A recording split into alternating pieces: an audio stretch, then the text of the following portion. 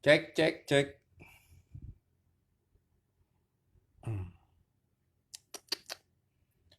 Oke, halo, selamat datang semua. Oke, sambil tunggu yang lain join ya. Eh, Bisa tolong tulis di komen suara saya terdengar dengan jelas atau tidak? Kalau jelas, tulis jelas. Kalau jelas, tulis jelas. Ya, kalau jelas, tulis jelas ya. Di kolom komentar. Apa namanya? Ya, di kolom komentar. eh untuk cek mic. Ya, kita sambil nunggu yang lain dulu ya. Sambil nunggu yang lain ya. Jadi, saya mau live bawain materi. Banyak sih materinya ya. Cuma kayaknya nggak sempet dalam satu kali live. Jadi nanti bersambung aja ya. Nah, sekarang saya mau live. Kemarin kan nanya ya, udah 3 kali posting di Instagram. Maunya temanya apa? Ternyata banyak usulan tema yang bervariasi ya, bervariasi jadi macam-macam gitu. Nggak ada satu yang yang benar-benar menonjol. Jadi benar-benar semuanya beda-beda dan rata-rata imbang nih. Jadi ya saya akan coba buat bahas semuanya yang di komen soal tema-tema itu dan bagus-bagus memang. Tapi bersambung ya, nggak mungkin dalam dalam live ini gitu. Oke? Eh, jadi saya akan ambil dulu beberapa. Nih ya, saya bacain ya.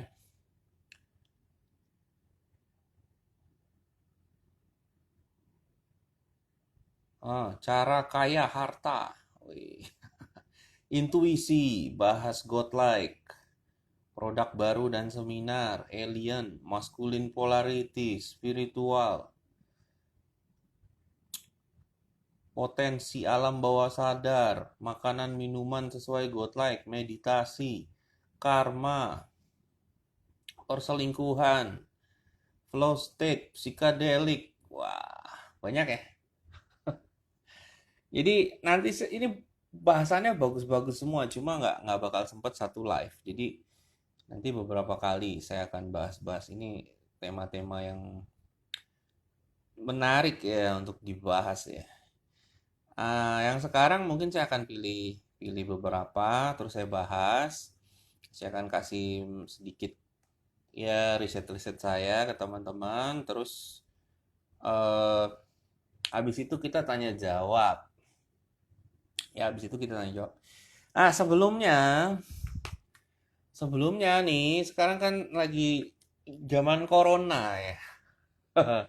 Jadi kalau zaman corona kan kalau kalian masuk ke mall gitu kan, ditembak kepalanya kan sama termometer itu untuk ngecek em, suhu, untuk ngecek suhu supaya tahu ini kena corona apa enggak gitu. Tapi saya perhatikan metode itu sepertinya kurang efektif ya. Jadi misalnya teman-teman mau tahu gitu kan orang ini kena corona apa enggak, pakai termometer. Karena kalau pakai termometer ya bisa aja dia demam karena apa gitu kan. Jadi satu hal yang seru sih yang saya perhatikan untuk tahu ini orang mungkin cek corona apa enggak ya. Saya menemukan satu alat namanya oximeter. Jadi alatnya seperti ini ya, oximeter. Nah, ini adalah untuk menghitung kadar saturisasi oksigen dalam darah ya. Nah, jadi simple pakainya. Tinggal pencet, terus taruh di jempol atau di jari mana gitu ya. Terus nanti dia akan keluar dengan hitungan. Tuh, ada hitungannya. Nah, kalau hitungannya di bawah 95, nah itu tandanya kurang oksigen. Nah, kalau kurang oksigen berarti ada masalah mungkin sama paru-parunya gitu. Nah, kalau udah 90 biasanya orang udah sesak-sesak napas ya. Pokoknya 95 ke bawah itu udah tanda tanda kurang oksigen gitu. Nah, ini saya 99 ya, berarti cukup oksigen ya. Nah, ini lumayan murah sih, nggak terlalu mahal, namanya oximeter. Ini lebih akurat. Jadi misalnya kamu harus ketemu orang apa gimana mau ngecek-ngecek, ya itulah virus-virus itu daripada pakai termometer, mending pakai ini. Tinggal tempelin di jempol. Tuh, asik kan? Nah, dan hasilnya lebih akurat karena ngukurnya saturisasi oksigen. Oke?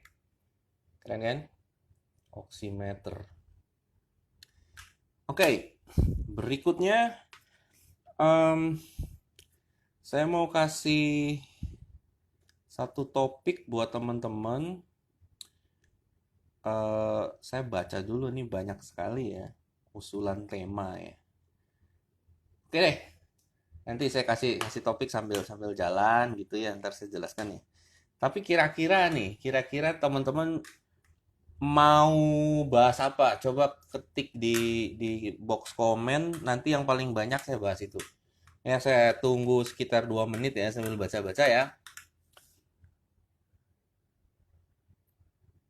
Yo, mau bahas apa nih yang enak? Sambil baca-baca komennya juga.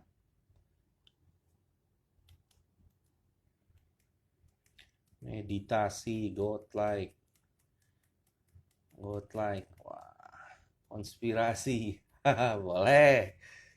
Pertama bahas corona. Apa yang mau dibahas dari corona?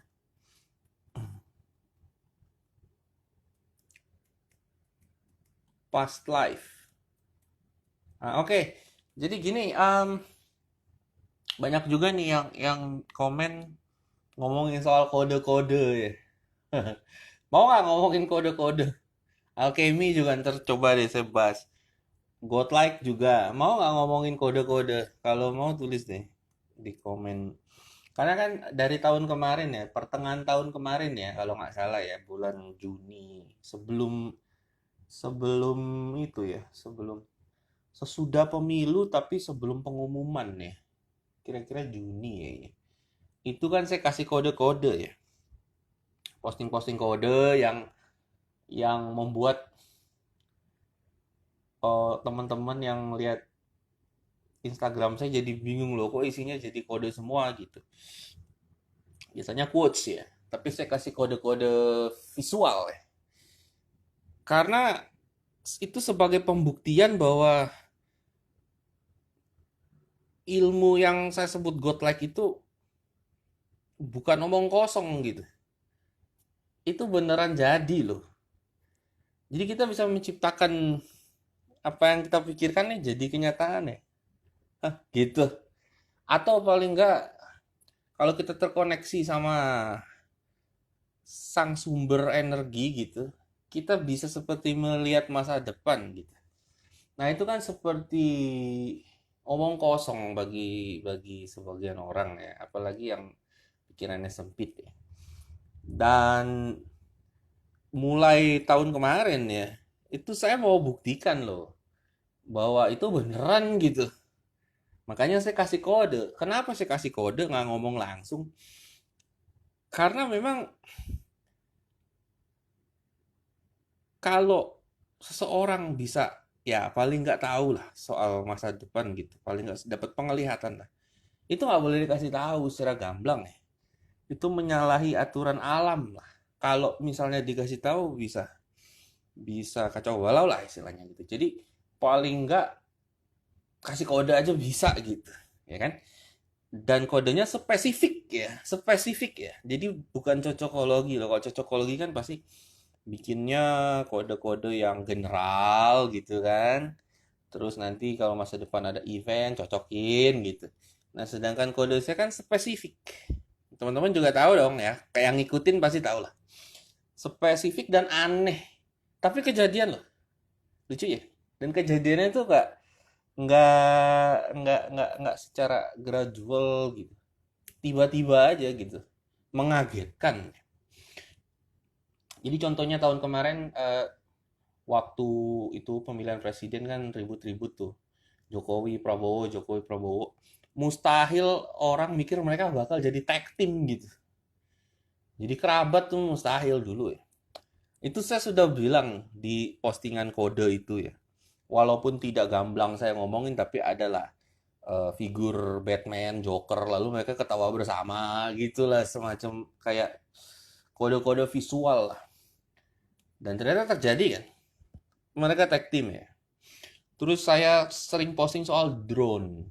Jadi waktu itu memang saya main drone, tapi bukan mau main drone gitu. Saya posting-posting drone itu sebagai kode bahwa nanti nih, itu kan tahun 2019 tengah tahun ya. Nanti tahun 2020 nih, Indonesia bakal ngembangin drone. Nanti drone-nya jadi semacam patroli. Nah, itu kan nggak kepikiran. Bahkan waktu 2019 nggak ada topik yang diungkap, yang ngomongin drone Indonesia tuh nggak ada. Dan pas 2020 ya, kalau nggak salah Mei atau April gitu. Nah itu Presiden Jokowi membatalkan proyeknya eh, almarhum B.J. Habibie dan akhirnya dia mengembangkan drone. Berarti bener dong. Nah kalau kalau cocokologi ya itu terlalu spesifik dan terlalu aneh gitu. Oke, terus wah banyak lah. Terus saya ngomongin soal apa lagi ya? Ya itu soal corona pun saya bahas. Virus zombie, zombie di mana-mana, ya kan? Itu tahun kemarin loh. Terus saya ngomongin banjir, banjir nggak berhenti-berhenti, lebih dari sekali. Terus kode merah, kode hitam, bakal banyak kematian mendadak. Dan itu dari tahun kemarin, belum masuk 2020. Dan saya bilang 2020 itu akan jadi tahun karma atau tahun penyeimbangan. Karena 20 banding 20. Nah, bakal banyak kejadian aneh. Sebelum 2020, kayaknya normal-normal aja begitu 2020. Mulai Januari sampai tengah tahun sekarang itu banyak kejadian udah sinting-sinting. Ya itulah corona, banjir, kematian mendadak banyak mulai dari kalangan artis, orang-orang biasa dan rata-rata pola patternnya sama. Kalau nggak sakit jantung, ya pokoknya mendadak-mendadak lah gitu. Banyak lah ya. Terus ada juga saya apa namanya soal Indonesia bakal bikin kapal selam ya macam-macam lah. Kalian bisa lihat sendiri di Instagram gitu. Jadi em, prediksi-prediksi dari tahun kemarin ya, walaupun bagi sebagian yang di Instagram juga ngolok-ngolok gitu, kayak apaan sih gitu ngolok-ngolok bahkan ya ngetawain segala macam. Satu persatu tuh kejadian gitu. Sekarang nih satu persatu kejadian kalau kalian lihat semua ya, semua posting kode-kode dari sekarang tarik mundur ke tahun kemarin itu kejadian semua dan spesifik ya, nggak main-main loh.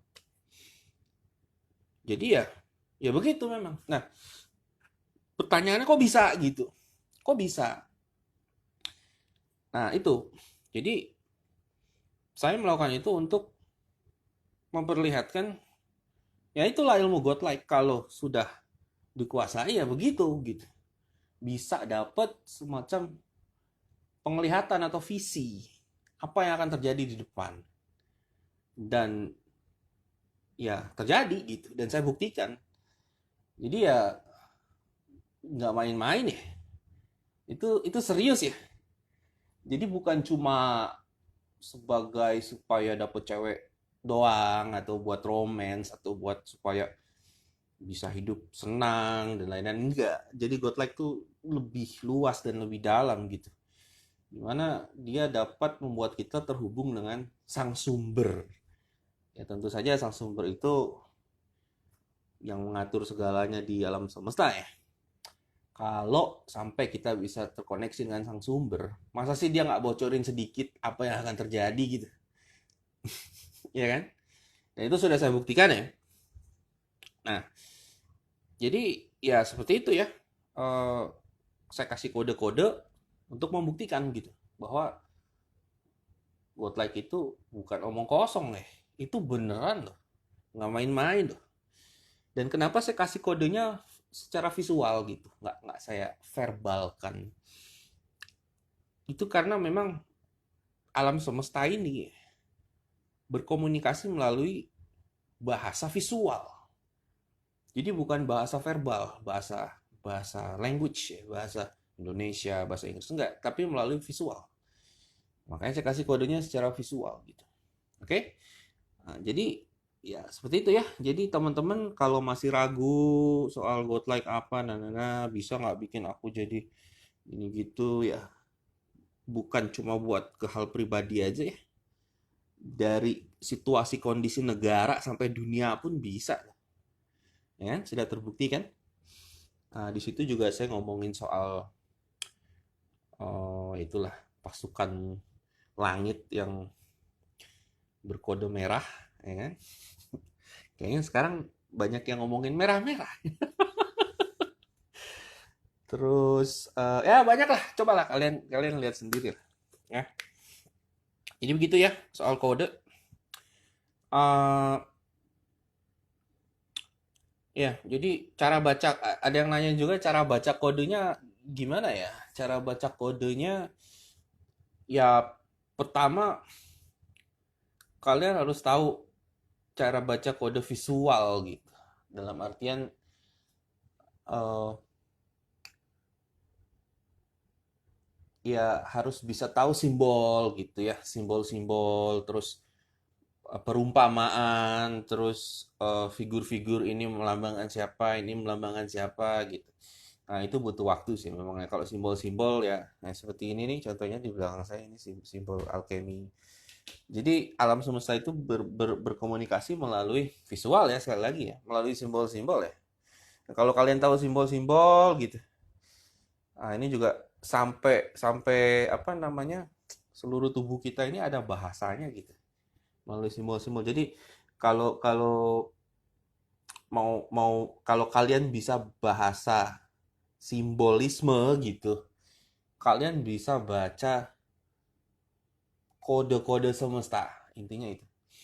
Uh, untuk dapetin kode-kode semesta kan dulu juga saya pernah bilang dengan meditasi gitu ya. Bisa juga dibantu dengan psikadelik gitu. Tapi kalian akan nggak akan dijelasin oh ini akan terjadi enggak, kalian cuma dikasih penglihatan aja, penglihatan. Nah, penglihatan itu bisa sebuah kondisi atau situasi atau kode-kode melalui visual gitu. Misalnya ada segitiga, ada kotak, ada buletan, lalu di ujungnya ada apa gitu. Jadi semacam simbolisme. Nah, kalau kalian tahu simbolisme, ngerti, ya kalian bisa tahu, oh ini artinya apa gitu. Kalian bisa menginterpretasi kode-kode semesta dan semesta itu selalu memberikan kode-kode kepada kita setiap hari. Cuma kitanya nggak tahu bahwa alam semesta itu memberikan kode atau nggak peduli atau nggak tahu bacanya gitu. Jadi kalau kalian tahu ya, ya bisa tahu gitu. Itu aja sih simpelnya ya. Oke, ada lagi? Mau apa yang mau dibahas? Bisa nggak kode itu dirasakan? Kalau dirasakan itu lebih ke eh, eksistensi sebuah makhluk, ya eksistensi makhluk atau kekuatan gitu. Itu dirasakan ya. Eh, nah ini ada yang bilang pseudoscience lah, bisa diilmiahkan lah. Saya bisa menjelaskan dan buktinya kan sudah ada di Instagram tuh. Jadi itu real lah gitu. Kalian mau bilang itu pseudoscience lah apa. Sekarang gini, sekarang kalau diilmiahkan bisa nggak gitu ya. Jadi saya mau ngomongin itu dulu deh. Pseudo science orang yang sok pinter itu dengan sains. Jadi begini, kan saya ngomongnya ranah spiritual ya. Spiritual itu bukan ilmu pasti ya, bukan ilmu eksak gitu. Tapi real gitu, tapi real. Jadi nyata dan sudah ada buktinya.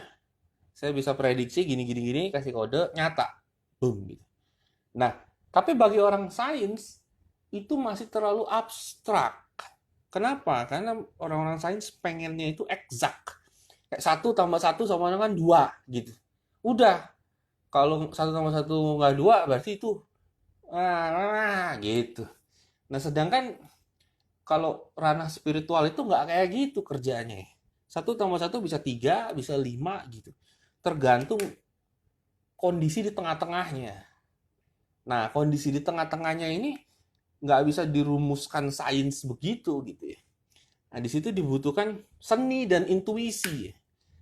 Nah, ngomong seni dan intuisi itu nggak bisa masuk ranah sains karena itu bukan sesuatu yang exact, tapi sesuatu feeling yang dirasakan alias intuisi gitu. Makanya kalau ngomong sains bisa nggak ngeramal besok apa yang akan terjadi? Bisa nggak ngeramalin eh, tahun depan apa yang terjadi? Kan enggak. Yang bisa kayak gitu ya ranah spiritual gitu. Nah, tapi bisa nggak spiritual diilmiahkan gitu? Bisa nggak sih? Bisa. Dan ada cabangnya di sains namanya quantum physics, fisika kuantum. Nah, tapi fisika kuantum sendiri dimusuhin sama orang-orang sains karena terlalu abstrak juga gitu. Tapi terjadi gitu. Dan ribetnya minta ampun ya. eh, Fisika kuantum ya. Jadi ngomong-ngomong fisika nih, ngomong-ngomong sains, fisika tuh kebagi dua ya. Dan mereka suka ribut gitu. Satu fisikanya Newton. Newton tuh ilmu pasti deh, pokoknya semua yang pasti-pasti lah. Ada hitung-hitungannya. Nah, satu lagi fisika kuantum. Kuantum itu Newton kan udah tahun 17 sekian lah ya. Kalau fisika kuantum itu mulai dari Einstein ke sana lah, Einstein, Niels Bohr gitu. Nah, mulai ke sana itu sudah fisika kuantum dan itu aneh. Fisika kuantum ngomongin apa? Time travel, terus uh, multiverse, ya kan? Ada dimensi lain. Terus pada saat kita memutuskan sesuatu, kiri apa kanan, dua-dua sesuatu itu ada di timeline yang berbeda gitu. Jadi emang ya begitulah ngomongin timeline, ngomongin time travel, ngomongin paradoks. Dan itu nggak disukai sama sains yang Newton ya, yang fisika Newton ya. Jadi mereka bilangnya pseudoscience gitu. Padahal ya bisa disainskan juga ya di fisika kuantum itu, cuma nggak se-exact matematika gitu. Karena hubungannya nanti sama intuisi, sama spiritual gitu. Misalnya gini, kalau sains itu satu tambah satu sama dengan dua, ya kan? Kalau spiritual satu tambah satu bisa tiga, bisa lima gitu lah. Tergantung di tengah-tengahnya ini apa prosesnya. Nah, untuk tahu ini nggak ada rumusannya gitu. Hitungan itu melalui intuisi. Jadi dirasain gitu. Nah, dirasain itu bukan sains, feeling itu bukan sains gitu. Tapi real, tapi jadi gitu. Prediksi itu bisa. Contoh nyatanya itu adalah ya itulah pialang saham lah. Pialang saham yang jago itu. Dia kan harus mutusin sepersekian detik beli apa jual gitu. Dan kalau dia salah memutuskan ya rugi kan, ruginya banyak gitu. Bisa nggak dia menentukan dalam sekian detik pakai hitung-hitungan sains? Bisa, cuma nggak sempet gitu. Ya kan? Mana sempet. Jadi dia harus pakai feeling gitu. Feeling yang bermain gitu. Nah, feeling yang bermain kalau sudah peka itu disebut intuisi. Dia bisa dalam sekejap nentuin ini. Tahu-tahu bener aja. Bener aja. Nah, itu yang disebut intuisi. Orang yang kuat intuisinya, feeling intuisinya disebut intuitif. Kalau di Indonesia itu seperti Gus Dur gitu. Nah, itu kan intuitif sekali orangnya. Prediksi-prediksi dia jadi semua loh. Rata-rata bener jadi loh. Coba kalian Google prediksi-prediksi Gus Dur yang terjadi. Itu banyak. Pada saat dia prediksi, dia diketawain, dia dibilang gila, dibilang nyeleneh. Pas udah jadi, orang-orang yang ngetawain dia pada ngumpet gitu. Nggak mau ngakuin juga, tapi terjadi. Coba ya, Google ya. Nah, itu namanya intuitif gitu. Mainannya ranah spiritual. Bagi orang sains dibilang pseudosains, ya terserah. Tapi ada, tapi nyata gitu. Tapi real, praktikal. Bisa diasah, bisa. Bisa difungsikan, sangat. Gitu loh. Jadi, ya terserah lah mau dilabelkan apa ya. Yang jelas, itu bekerja dengan baik gitu. Dan itu ada buktinya. Gitu. Cuma, dia bukan seperti matematika. Nggak ada hitung-hitungannya. Feeling mainannya. Nah, itu yang nggak bisa diterima sama saintis. Gitu. Oke? Jelas nggak nih? Sip nggak? Kalau sip, kasih jempol. Langsung kita lanjut.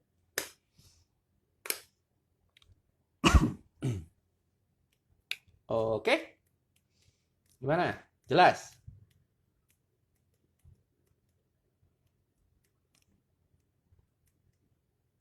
Sip.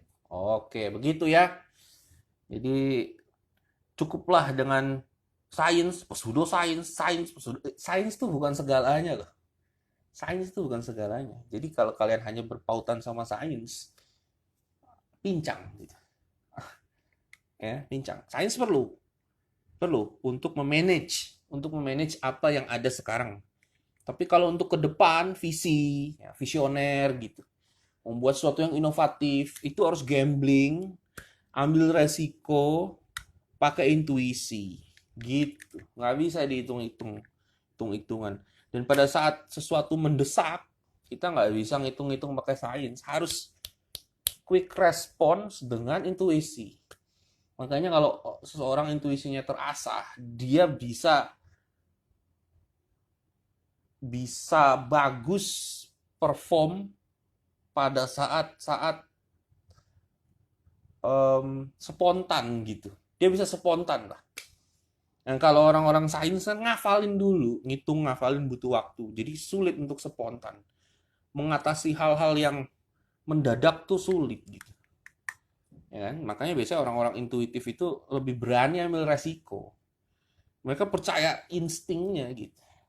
Sedangkan kalau orang yang sains-sains ngitung-ngitung, biasanya mereka ngumpet di belakang orang yang intuitif yang berani ambil resiko itu.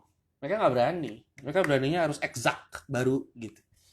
Ya kan? Makanya inovator-inovator kebanyakan dicolong-colongin ya inovasinya sama orang-orang pengecut-pengecut yang nggak berani ambil resiko. Gitu. Itu ya.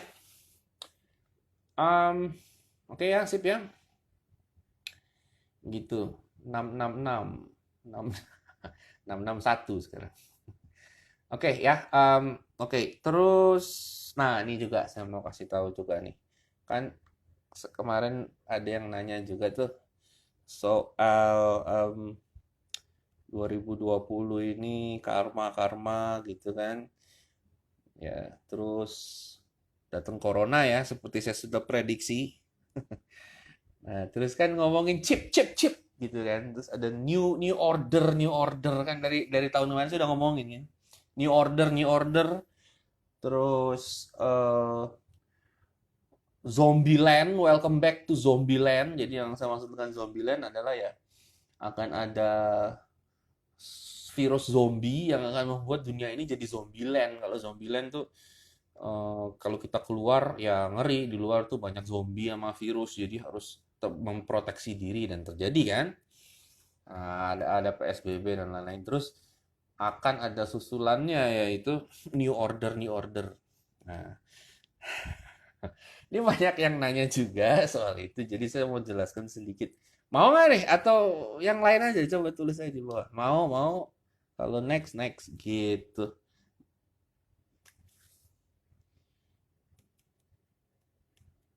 Dead Man Wonderland.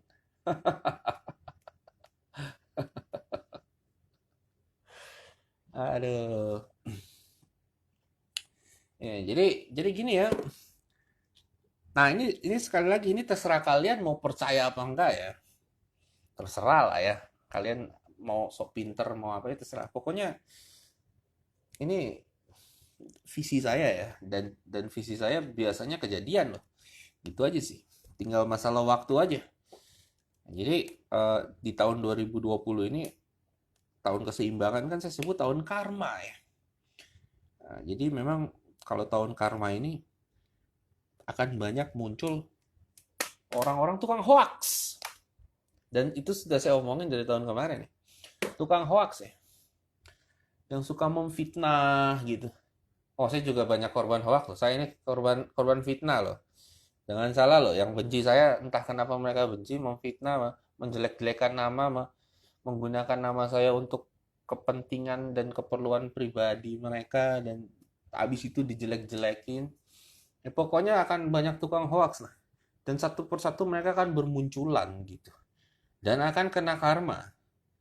Dan karma itu nggak main-main loh, saya bilangin ya. Jadi kalau kamu dulu punya hutang fitnah-fitnah sama orang atau gimana, lebih baik minta maaf sama orangnya ya. Kalau udah kena habis, nggak main-main. Gitu. Ya sudahlah, anyway. Ya, jadi kan akan seimbang ya. Jadi di mana ada energi positif dan negatif ya. Jadi orang-orang yang berenergi negatif, ya energi negatif itu energi yang jahat gitu, jahat hanya memikirkan diri sendiri, merugikan orang lain, memfitnah, me, me, menjelek-jelekan orang gitu ya. Energi positif tuh ya, bahagia, senang, baik, membantu orang gitu. Akan terjadi pemisahan yang sangat sangat sangat sangat sangat jauh gitu. Akan terjadi polaritas. Jadi kelihatan banget ujung sama ujung. Nah, biasanya kan abu-abu ya, mix lah itu. Sekarang udah kelihatan ujung sama ujung. Ini udah kepisahnya loh sangat jauh ya. Sudah kelihatan ujung sama ujung nih, ya, udah polaritasnya tinggi. Ribut gitu. Jadi bakal terjadi kekacauan ya, iya, tubruk-tubrukan. Karena polaritasnya sudah gitu, sudah tegangnya sudah tinggi. Itu ya. Nah, yang negatif akan kena efek negatif, yang positif akan kena efek positif. Tapi pada saat pertempuran spiritual ini terjadi, ya semuanya kacau balau gitu. Nah, kita yang positif nikmatin aja, enjoy the show gitu. Ini show. Kalau bagi orang positif mah semuanya positif aja gitu. Mau tampak buruk, ya dia maknai positif. Ujungnya bakal positif gitu. Kan kalau positif terus juga nggak seru. Justru momen-momen kayak gini itu kesukaan saya justru. Kalau momen-momen baik-baik aja itu kurang kurang seru ya. Jadi saya memang tipe chaos ya. Kan ada yang tipe struktur. Kalau tipe struktur maunya tiap hari sama, nggak berubah gitu. Yang penting aman. Kalau saya tipe chaos, saya mau tiap hari tuh ada perubahan drastis, radikal. Oh, itu seru. Tapi bukan berarti nggak aman ya, tetap aman. Cuma it's fun gitu. Dan yang energi positif ya nikmati aja, enjoy the show. Jangan pikir negatif, ntar jadi kebawa ke yang negatif. Pokoknya yang negatif yang bikin sengsara, dia akan sengsara, tambah sengsara, tambah sengsara, tambah hancur, tambah stres. Yang positif akan tambah positif, tambah bahagia, tambah senang gitu.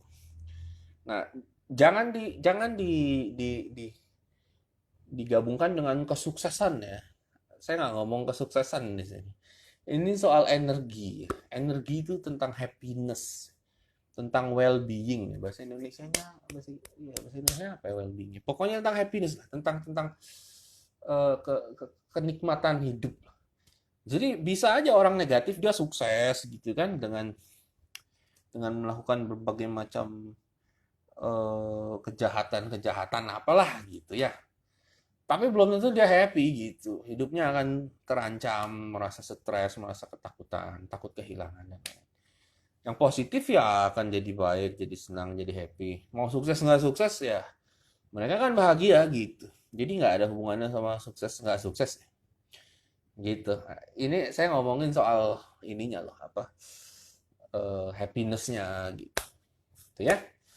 Jadi yang akan terjadi adalah seperti itu, dan makin lama lambat laun nanti nih terus aja 2020, 2021, 2022 kita akan melihat ya itu era baru ya. Saya bukan ngomongin order ya, order. Order kan istilahnya pemerintah perintah baru order gitu. Enggak, saya ngomong era lah, era. Kita ngomong era ya.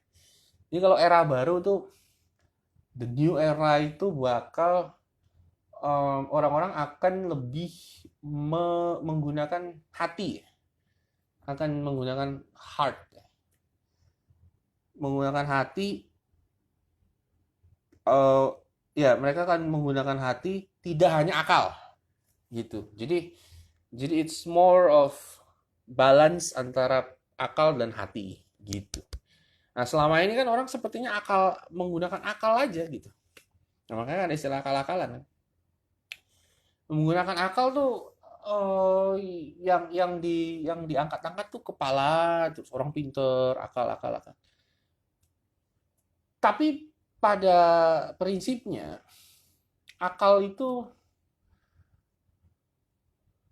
akal itu pada prinsipnya itu hanya mementingkan diri sendiri loh. Hanya mementingkan diri sendiri dan tujuannya, objektifnya. Ini saya jelaskan ya. Ini penting. Kalau nggak ngerti repot. Jadi akal itu pada dasarnya, pada fondasi dasarnya, akal nih ya, itu hanya mementingkan idealisme sendiri dan objektifnya sendiri. Jadi misalnya akal dia punya tujuan, ya udah itu aja yang dipikirin. Gitu. Jadi misalnya cinta, nih kita ngomongin cinta lah. Cinta menggunakan akal, ya. Bukan menggunakan hati gitu lah ya, menggunakan akal. Maka cintanya akan jadi transaksi. Dalam artian aku cinta kamu, aku gini, aku kasih kamu ini, kamu balikin begini ya gitu. Jadi transaksi gitu. Nah, itu akal ya. Dia hanya mikirin tujuannya doang. Andai kan dia mikirin orang lain, tapi harus sesuai dengan akalnya dia. Kalau orang lainnya nggak sesuai akalnya dia nggak mau mikirin, nggak peduli gitu.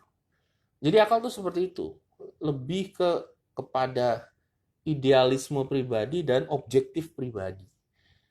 Nah, sedangkan nanti yang akan kita lihat nih, terus aja dari 2020 2021 akan ada peningkatan kualitas manusianya pasti di era ini, yaitu menggunakan akal dan feeling ya, dan hati, termasuk intuisi gitu. Dimana orang nggak cuma menggunakan akal, tapi menggunakan hati nurani gitu. Jadi dia punya tujuan, tapi dia mikirin orang juga. Ntar dia gimana, ntar dia rugi apa enggak gitu. Perasaan dia gimana ntar kalau saya gini-gini gitu. Kalau akal kan nggak, pokoknya gimana gue dapetin kemauan gue melalui dia.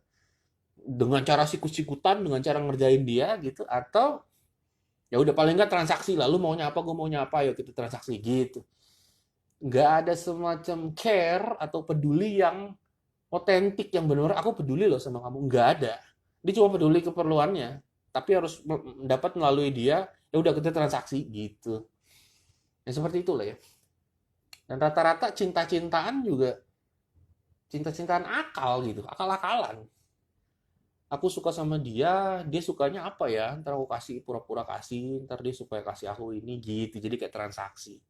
Nggak ada yang otentik, nggak ada yang real. Semuanya berdasarkan sogok-sogokan, ya kan? Jelas nggak maksudnya? Jelas ya? Nah, jadi kalau hati kan kita benar-benar peduli, tulus gitu. Kalau tulus kan kita nggak minta apa-apa, kita bantuin. Misalnya kamu suka sama cewek atau cewek suka sama laki apa gimana? Oh, kalau pakai akal-akalan, oh aku bantuin kamu, tapi dengan harapan kamu cintai aku ya, gitu. Jadi bantuannya tuh nggak tulus gitu. Ya kan? Oh, aku suka sama kamu, ya udah aku kasih seks ya, tapi habis itu kamu jadi suami aku ya, ngurusin aku seumur hidup, aku mau. santai-santai di rumah gitu. Kamu kerja ya sana, kasih duit gitu. Jadi transaksi. Nah, sedangkan kalau hati kan enggak. Kalau hati ya aku bantu kamu, aku nggak ngarepin apa-apa gitu. Aku tulus aja. Kalau kamu mau kasih aku balik ya aku seneng. Kalau enggak ya nggak apa-apa. Aku seneng bantuin kamu. Karena itu aku tulus. Kalau aku lagi nggak mau ya enggak gitu. Jadi ada semacam kemurnian atau ketulusan di situ. Nah, itu yang hilang. Dan kita akan melihat peningkatan kualitas itu. Gitu. Oke, jadi itu new era. New era tuh kayak gitu. Ya, teman-teman juga kalau pernah lihat itu Age of Aquarius, ya seperti itu. Nah, lucunya kalau kita sederhanakan new era ini menjadi satu ekasila, ya gotong royong gitu loh. Jadi semuanya bergotong royong bersama-sama gitu, ya kan?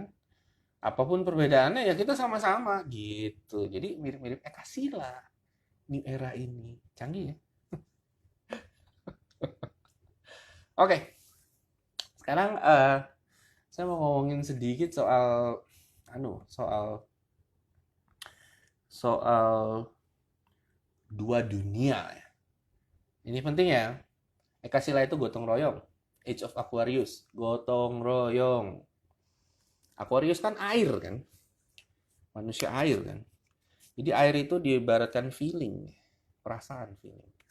Dia peduli akan perasaan orang, tidak hanya pikirannya sendiri gitu. Ya. Oke. Sekarang ada satu hal yang penting ya. Saya mau jelaskan apa itu godlike, apa itu alchemy gitu ya. Jadi Trisila.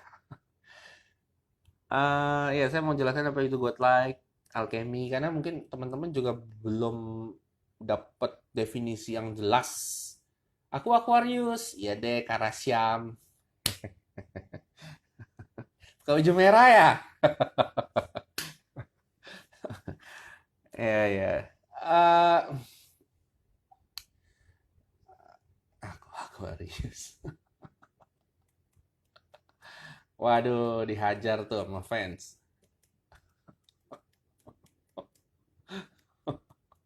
Ya, ya. Saya mau jelaskan soal godlike dan alchemy lah ya. Soalnya definisinya biar teman-teman lebih spesifik, lebih jelas ya. Jadi godlike itu apa sih? Dengar ya, dengar nih, godlike nih. Dan nanti saya juga mau ceritain perjalanan saya kok bisa sampai nemuin itu gitu. Jadi gini ya. Jadi kita hidup tuh ada dua dunia ya. Dualitas sebutnya ya. Dualitas ya. Dunia dualitas. Dua dunia apa aja sih? Dua dunianya itu dua alam lah sebutnya ya. Dua alam, dua dunia. Yang pertama tuh dunia fisik namanya, dunia fisik. Dunia fisik itu apa yang bisa dilihat dengan indera, bisa dilihat dengan mata, bisa didengar, bisa ya pokoknya bisa dilihat, diraba gitu. Dunia fisik ya, kelihatan. Yang kedua itu adalah dunia spiritual ya. Dunia spiritual itu adalah dunia yang tidak kasat mata, sebutnya metafisik. Jadi ada dunia fisik, ada dunia metafisik. Nah, orang-orang kebanyakan tidak percaya atau sulit percaya akan adanya dunia metafisik. Mereka akan lebih percaya dan lebih uh, mengakui dunia fisik. Sehingga terjadilah kepincangan. Padahal dunia spiritual, dunia yang metafisik itu ada. Oke, jadi gini. Ada yang disebut forces ya. Forces itu kekuatan ya. Kalau dunia fisik kita bisa lihat nih. Misalnya ada orang berantem ya. Berantem nih. Ada tenaga fisik namanya. Tenaga fisik dia pakai tangan dia pukul. Pak gitu. Nah, kan berasa tuh. Karena ada objeknya nih tangan nih. Tok gitu kena kan. Pak. Nah, itu dunia fisik ada objeknya. Nah, gitu. Kalau dunia metafisik, ya, dunia spiritual, dia mukul orang tapi tidak pakai objek tangan ya. Dia pakai tenaga dalam gitu lah. Jadi dia tinggal salurin energi, push gitu tenaga energi. Nah, orang-orang pada mental gitu. Oke? Jelas ya? Jadi kalau dunia fisik ada wujudnya, ada objeknya. Tak gitu. Kalau dunia metafisik nggak ada wujudnya. Tapi ada dan ngaruh karena ada energi gitu. Jelas ya? Jelas ya? Ya kayak tenaga dalam gitu. Kan nggak ada wujudnya. Tapi orang-orang pada mental gitu. Ya kan? Kalau kalau kalau fisik ada objeknya. Jelas nggak? Kalau jelas tulis, baru lanjut. Yo.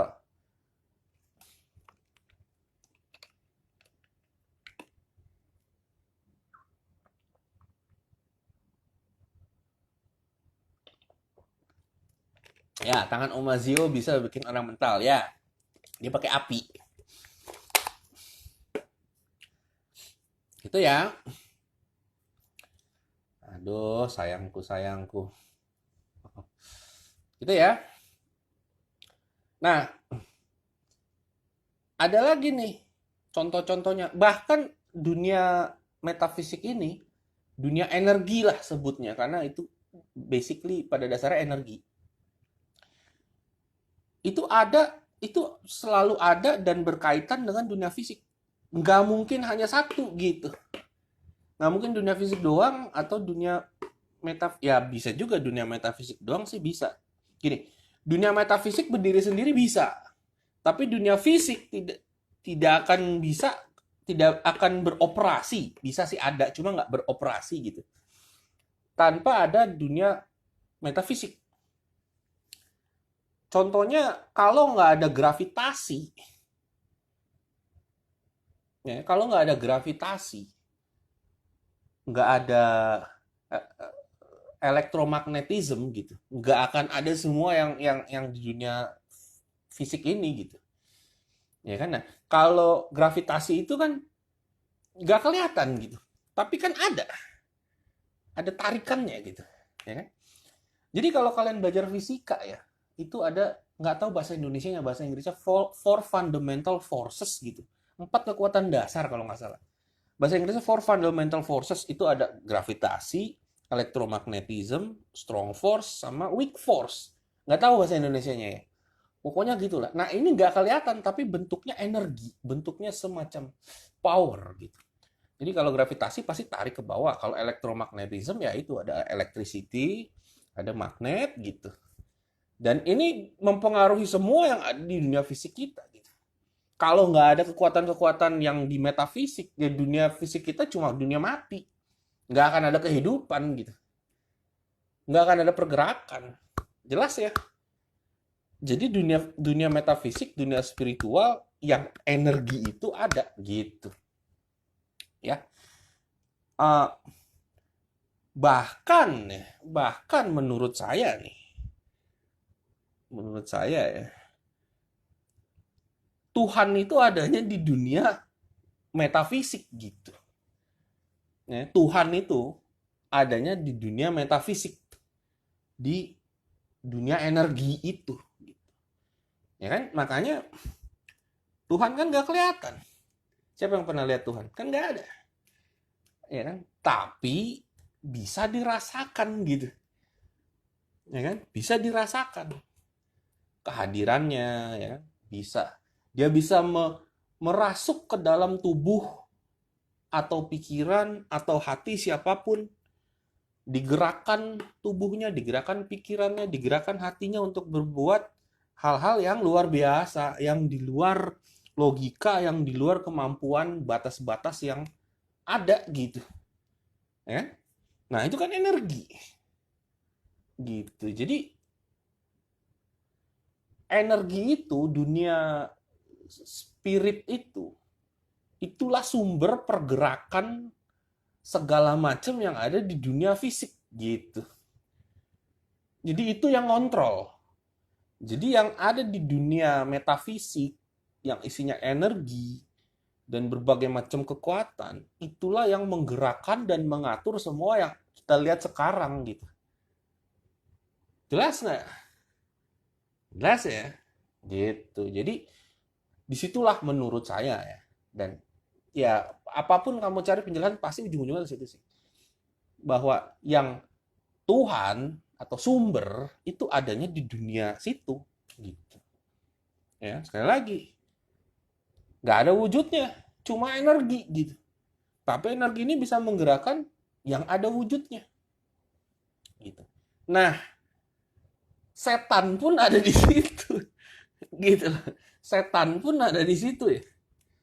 Jadi kalau di dunia metafisik, energi, Tuhan ada di situ, penggerak, setan juga ada di situ. Gitu. Ya kan? Jadi jelas ya antara dua dunia ini gitu.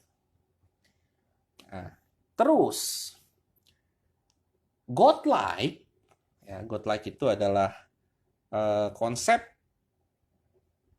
praktikal yang saya ciptakan itu berfokus ke dunia spiritual, ke dunia metafisik, ke dunia yang tidak kasat mata itu. Karena itu sumbernya gitu. Itu biang keroknya, itu penggeraknya. Kebanyakan orang berfokus ke dunia fisik. Kalau misalnya orang berfokus ke dunia fisik, mereka akan lebih ke teknis. Caranya gimana? Saya harus melakukan apa? Contohnya mau dapat pasangan, saya harus gimana? Ngomongnya kayak gimana? Mau dapat duit, harus lakukan apa? Nah, itu dunia fisik. Gitu loh. Kalau dunia metafisik, ngomongin energi. Maksudnya apa ngomongin energi? Gimana caranya supaya saya energinya sinkron sama yang positif, sama energi ketuhanan gitu. Kan ingat ya, ada Tuhan, ada setan di situ. Nah, sebutnya energi positif itu Tuhannya, energi negatif itu setannya, gitulah. Gimana saya terkoneksi sama energi positif? Nanti saya digerakin. Nggak usah tahu harus gimana, nggak usah tahu gini gitu, nggak usah. Koneksi ke energi positif, nanti saya digerakin. Tahu-tahu jadi aja, gitu. Tahu-tahu dapat feeling aja. Ya, makanya suka nggak sinkron sama sains, karena sains tuh fokusnya ke dunia fisik, bukan dunia metafisik, bukan dunia energi. Jelas ya? Makanya kan kalau soal ya itulah sufi-sufi gitu ya, yang spiritual ngomong-ngomong fisik, sains suka suka kelas gitu. Nah bahkan nih kalau kalau kalau kalian perhatikan bener-bener agama ya, agama apa aja nih? Agama apa aja nih? Agama apa aja nih? Agama. Walaupun mereka sepertinya ngomongin tentang spiritual, ya, walaupun mereka ngomongin sepertinya tentang ngomong spiritual, tapi pada prakteknya mereka fokusnya ke dunia fisik, gitu. Saya jelaskan ya. Nah, ini ngomong agama nih, agama apa aja nih? Walaupun mereka sepertinya ngomongin spiritual, tapi mereka pada prakteknya fokusnya ke dunia fisik. Kalau kamu ngomong sama orang ya agama apapun lah ya, rata-rata nih, saya nggak ngomong semua ya, rata-rata nih orang-orang yang ngomongin agama lah. Kenapa mereka beragama? Karena satu, mereka ingin terhindar dari neraka. Neraka itu apa? Kenapa mereka mau menghindari neraka? Karena takut rasa sakit kan, sakit gitu, takut disiksa atau dibakar lah, disiksa kubur lah, kena azab lah. Mereka ingin menghindari rasa sakit. Rasa sakit itu adalah sensasi fisik. Berarti ngomongin fisik dong. Nah, dua, mereka ingin mendapatkan surga gitu. Nah, surga itu apa? Kenikmatan fisik dong. Nanti kalau kamu ke surga, kamu dapat istana dari emas, ya kan enak ngelihatnya istana dari emas. Terus ada dayang-dayang, ya kan? Dikipasin, adem. Nah, itu kan sensasi fisik. Gitu loh. Jadi agama ngomongin spiritual, iya oke. Salah enggak? Silahkan itu urusan masing-masing. Tapi dalam prakteknya, kalau kalian perhatikan itu berfokus ke dunia fisik. Nah, kalau dunia spiritual, menurut saya itu ngomongin ketuhanan ya. Ketuhanan ya. Jadi ada bedanya antara keagamaan sama ketuhanan loh. Berat, enggak berat. Keagamaan sama ketuhanan nih beda ya. Memang berhubungan ya, tapi harus dibedakan gitu. Harus dibedakan. Sekali lagi nih, kalau ngomongin agama, ngomongin apa? Hukum-hukumnya. Nggak boleh gini, nggak boleh gitu. Ntar kalau gini dapat neraka, neraka sakit badannya, ya kan fisik. Dapat surga, surga senang, dikipasin bidadari, lihat emas, nah, fisik juga. Itu agama. Kalau ketuhanan, ngomongin kenikmatan batin. Beda loh. Kenikmatan fisik sama kenikmatan batin itu beda. Ya, jadi kalau kenikmatan batin nggak ngomongin siksa neraka atau kenikmatan surga, enggak. Kenikmatan batin adalah pada saat kamu sama yang sumber positif itu jadi satu. Nah, itu kenikmatan batin namanya. Gitu. Jelas sih. Kenikmatan batin gimana sih? Rasa tenang, nggak banyak pikiran, nggak takut menyalahi aturan nanti masuk neraka, nggak takut nanti kehilangan surga, nggak ada rasa takut gitu. Jadi tenang, damai, nyaman, bersyukur, ikhlas, tulus. Nolongin orang nggak hitung-hitungan gitu. Nolongin orang bukan karena oh saya baik nanti supaya dapat surga loh. Enggak. Nolongin orang ya karena saya lagi seneng gitu. Saya mau bikin orang seneng terserah mau dapat surga kek, mau enggak kayak gitu. Itu ketuhanan ya. Nah, beda kan sama agama. Keagamaan gitu. Kalau agama kan ada semacam aturan-aturan. Ya nggak salah. Cuma harus dibedakan gitu. Makanya sangat berbeda orang yang berdoa secara khusyuk sama berdoa cuma ngikutin tata krama ritualnya gitu. Makanya disitulah letak kenapa orang bisa berdoa dijawab dan tidak. Karena doa yang tidak terjawab, dia doa berdasarkan rutinitas doanya dan cara doanya doang. Cara doanya begini, ritualnya begini, begini teknisnya. Ya. Sedangkan doa yang dijawab menurut saya, dia harus berkomunikasi langsung kepada yang kuasa gitu. Dirasakan benar-benar. Jadi bukan soal teknis nih. Tapi bisa nggak kita nyatu gitu sama energi yang mengatur semua yang di dunia fisik ini gitu. Bisa nggak gitu? Nah, kalau bisa itu disebut keintiman batin gitu. Kalau bisa itu disebut keintiman batin. Nah, di situ, disitulah terjadi keajaiban itu gitu. Jelas ya? Nah, ada hubungannya sama cinta loh. Ada hubungannya sama cinta. Cinta tuh apa sih? Cinta tuh apa gitu? Bisa dilihat nggak wujudnya? Nggak bisa. Bener nggak? Cinta bisa dilihat wujudnya? Nggak. Bisa dirasa nggak? Iya. Berarti cinta itu apa? Energi. Betul kan? Ya begitu.